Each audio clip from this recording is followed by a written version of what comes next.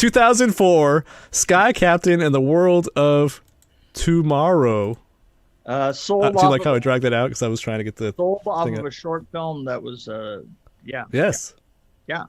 Well, here's the description. After New York receives a series of attacks from giant flying robots, a reporter team up with a pilot and their origin and the reason. Blah, blah, blah, blah, blah. I looked into this. I did some research on it, and Kerry Conran, the director, he actually did like a short film to basically sell it.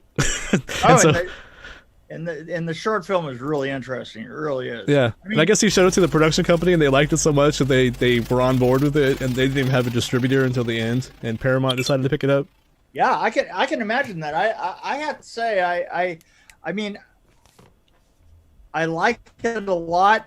I don't think I would watch two films done that way because it's an amalgamation of just about every technique that you could possibly overlay from early black and white films, and Yeah.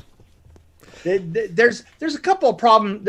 There's a couple of problems with them with the effects. I mean, if you've ever seen Metropolis, sorry about that. If you've ever seen Metropolis, Yeah, absolutely. an awful lot of the effects of Metropolis were the idea that he was going for. He was trying to imitate those practical on in the camera effects.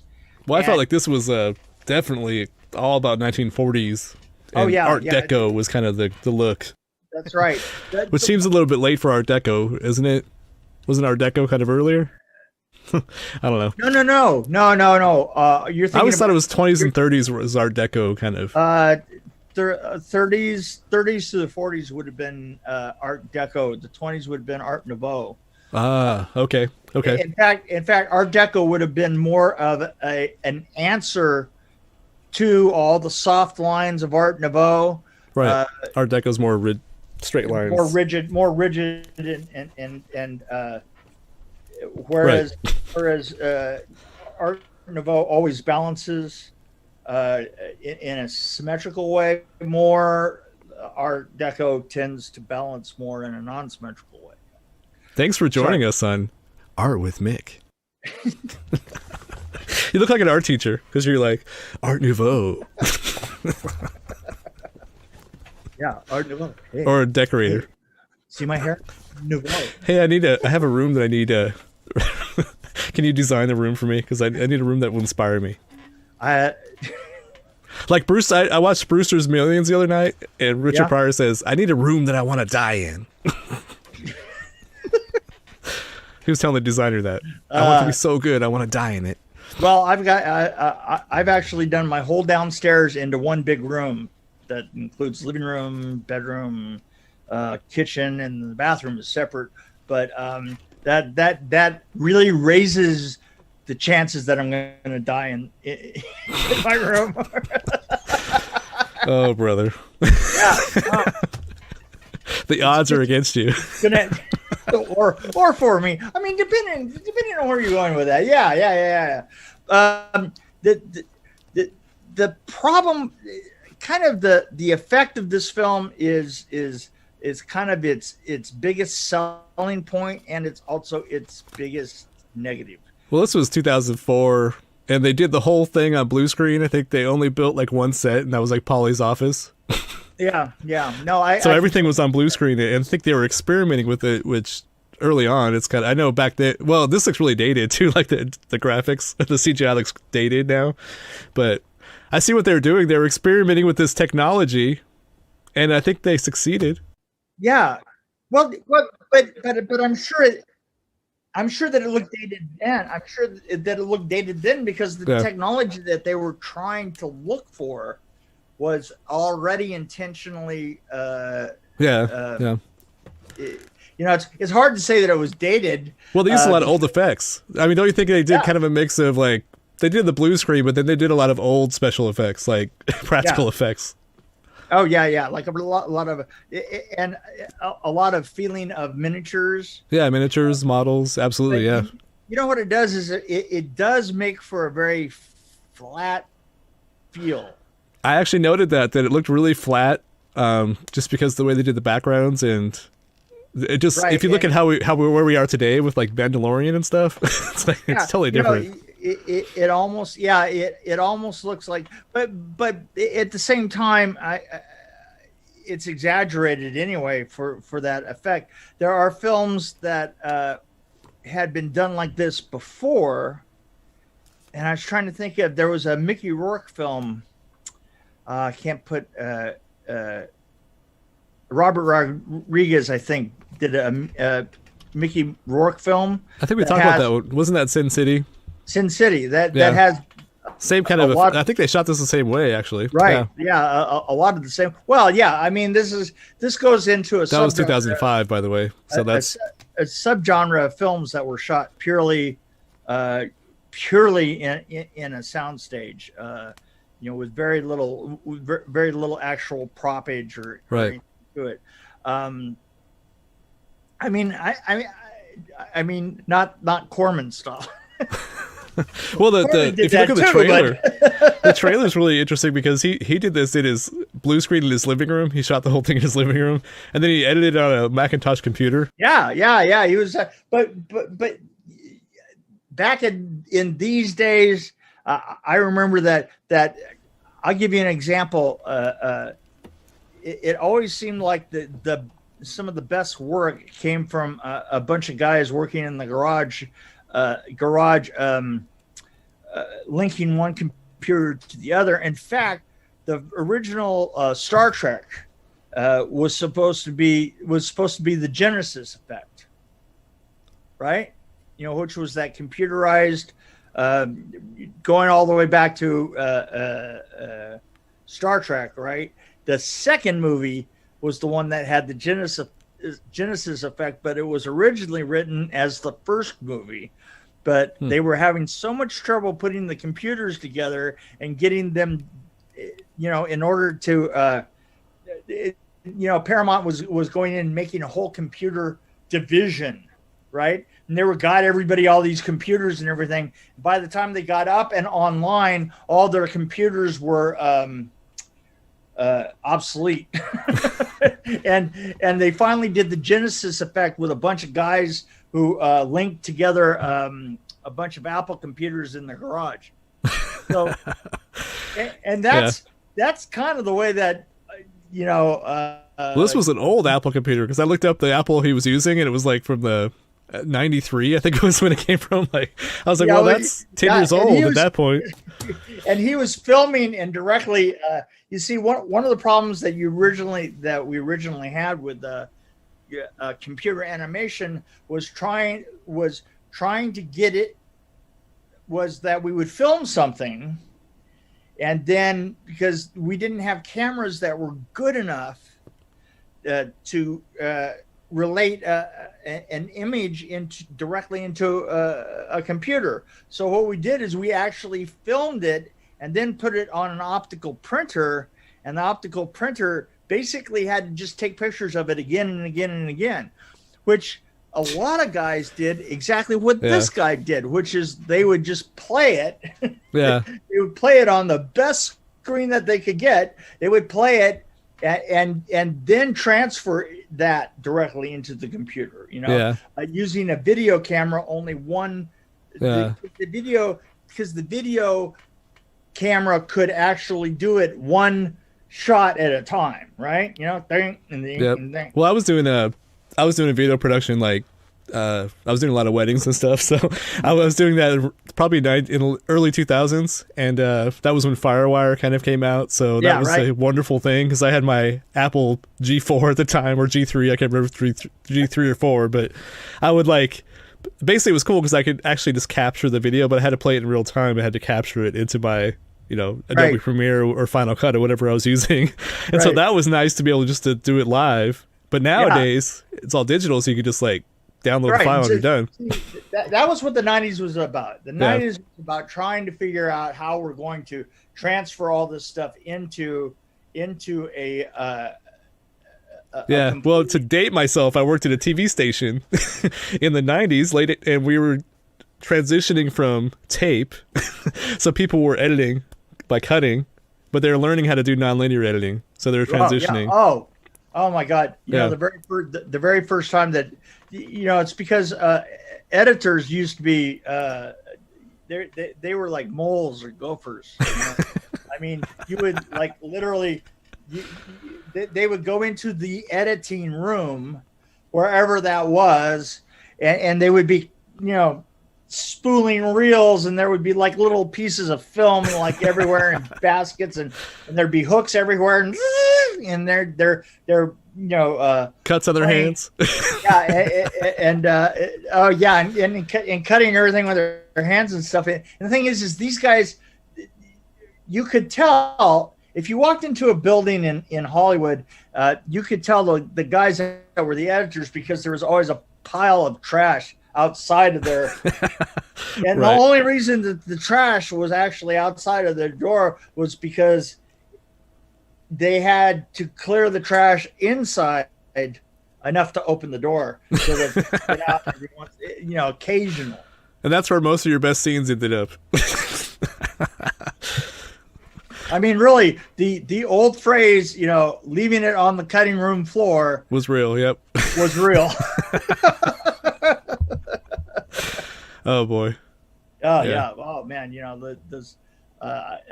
So anyway, the thing is I really like this. I have to tell you that the thing that they did that was very clever is that they focused on the characters.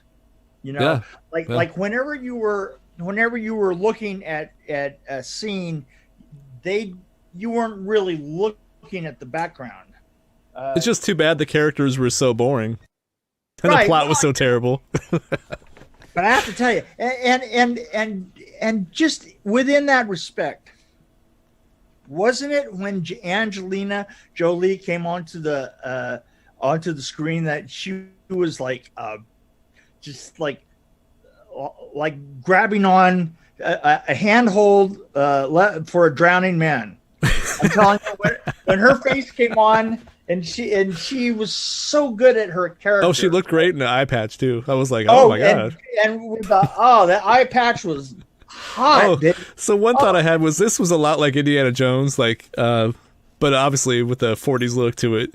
But I was thinking somebody should have picked Angelina Jolie and done like a female Indiana Jones at that point, like when she was in her prime. Well, wait a minute. She did The Tomb Raider thing, right? Tomb Raider, yeah. But that was that was later on. I'm talking about like, no, I don't know, maybe. No, I mean her one of her earliest roles was when she was the wasn't that an early role for her, the Tomb Raider one? Yeah, pretty sure it was. She was hot. She was great. She's still hot. I mean, I'm just saying. Particularly, actually, no. Tomb Raider was like 2001, so that was before. Yeah, you're right. That was 3 years before this one. Well, I was also thinking back to the beginning of her career, where she was the British. And I never saw Tomb Raider, so that's probably why. That's why I don't remember it. Oh yeah, no, that's some great stuff. She was great in the first one, but the thing is her face was so strong and it was so perfect. I didn't like Gwyneth Paltrow's face in this, because she was a little washed out and not particularly. Yeah. Well, the effect they had made everybody look kind of washed out. Either one of their faces was. Yeah. Well, she's so pale that when you wash out the screen like that, aren't you gonna lose some of her detail? Yeah, or accidentally flush her. Yeah. Yes, exactly. Yeah, but well, she's so small, you probably could. Yeah, right. But she was pregnant, by the way, when they shot this. Just a little trivia tidbit there. Trivia from Kurt. Anyway. But really did appreciate Angelina Jolie in that role. It's funny is I always say to myself that and I think to myself that Angelina Jolie is overrated. But then I see her in a role, and I go, holy shit.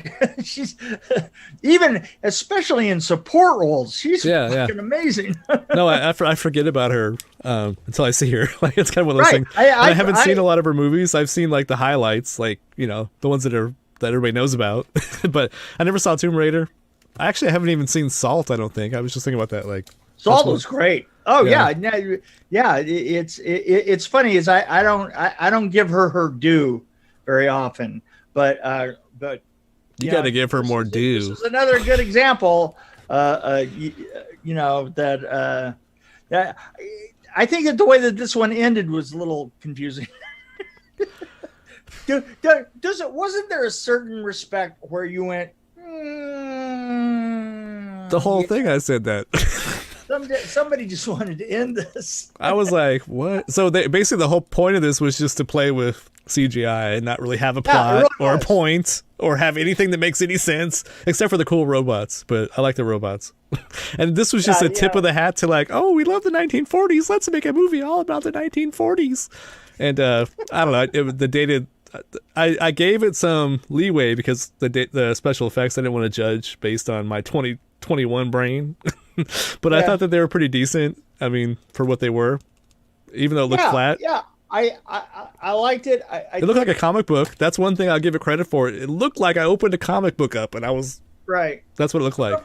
But there's something about leaning so heavy. It's the one trick pony problem, you know. It really is. But how did Sin City look so good? Because that one amazed me. Sin City was the same goddamn problem. But that was only a year later, and I think that one looked so much prettier and was, well, at least it had a better plot, I think. But yeah, I'm not sure that pretty was what they were trying for, you know. It reminded me of the feel of it reminded me of Metropolis, and I don't go back and watch that for a good time. I love Metropolis, actually. It's one of my favorites. I have like 3 copies of it because I have like the original copy that was missing the scenes, and then I have the one where the scenes were put back in, and then I have the 1980s one where they tried to put music over it. 1980s music over it, which is terrible. Yeah, that's right. That was a little rough. Yeah, it was colorized, and they put like a Jefferson Starship on it or something. There was one that was done in the early 2000s that was really pretty good. It was really interesting. That might be the one I'm talking about where they restored the whole thing and found the missing footage, most of it. I have actually imitated or not imitated. That's not the word for it. I've actually done the shifted process, which was really, honestly, the you know how when they say we're going to do it with mirrors, we really did it with mirrors. Right, and, smoke and mirrors. So interesting, you know. Had a giant. We did that on Hercules, and that's on Metropolis. You see where the guy's doing the clock things like this, right up against that. The 2 guys are you know attached to, kind of look like they're attached to the clock, and they're What was that job? Yeah, really. That's exactly that was exactly it. It was like, okay, yeah, I don't get the motivation there, but you know. But evidently they were pretty good at what they did because they kept doing what they did all the time. Right. No, actually, that's why this podcast exists. Because Metropolis, I had the movie poster up, and you came right. That's right. You came over to so I'm renting the house from your son. Right. And you came over to look at our air conditioning, I think it was, and you saw the movie poster, and you started talking about Hercules, and I was like, what? Tell me more. And then your son was like, you could tell my dad to shut up. And I'm like, no, he had me at Metropolis. That's right. He did say that. You can tell my dad to shut up. You know what? He still has that. Wow. He still has that sense of wonder. Yeah.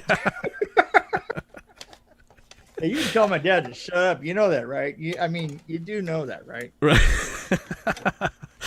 Well, you know, but sons are supposed to be like that, I think. Yeah, exactly. Well, in that case, see, I keep kind of looking down here because my dog's in the process of eating things in my office that are inanimate objects. Well, at least they're not organic things. I think I just lost a screwdriver and a really nice ballpoint pen. Oh well. You just can't get good help these days. Can't get rid of good help these days. Yeah. So what would you rate the World of Tomorrow? Oh, by the way, one little tidbit. Here's another piece of trivia. Okay. The World of Tomorrow, I actually found out that that's actually what they called the 1940s World Fair. Just Oh, was it? which I thought was interesting because I think this was kind of a glimpse at that, like giant robots. I'm sure they talked about the World's Fair. It was probably a subject they thought of, like Oh, yeah. the I'm future sure giant robots coming from another planet. I don't know, things like that. Hadn't they just recently invented the term robots? Yeah. Yeah. Yes. Yeah. So, H.G. Wells, wasn't it? yeah. Yeah. You know what? I'm going to say that Angelina Jolie popped this for me a little bit, just a little bit over the line. I 2.7. What? Oh my God. Okay. I'm like at a 2.3 or no, 2.2. I got to be serious here. So 2.2. It would have been we're a just 1.8 rocking- without Angelina. 1.8. But I just thought the humor was so bad. There's a lot of stuff I didn't like about this. But I liked the look. Actually, I kind of liked the look, even though it was flat. But I felt like, okay, comic book. Let's picture it as a comic book. I like the look. I just, you always got to wonder if by the end of it, that Paul Simon song "One Trick Pony" doesn't come into your head and go, Well, I wouldn't watch another one, like you said. Yeah. yeah, no, it's the 300, right? It's this, and what was the other? Sin City, right? Yeah. That's Metropolis, enough of that. Sin City. That's enough of that. Whoever's doing that, enough.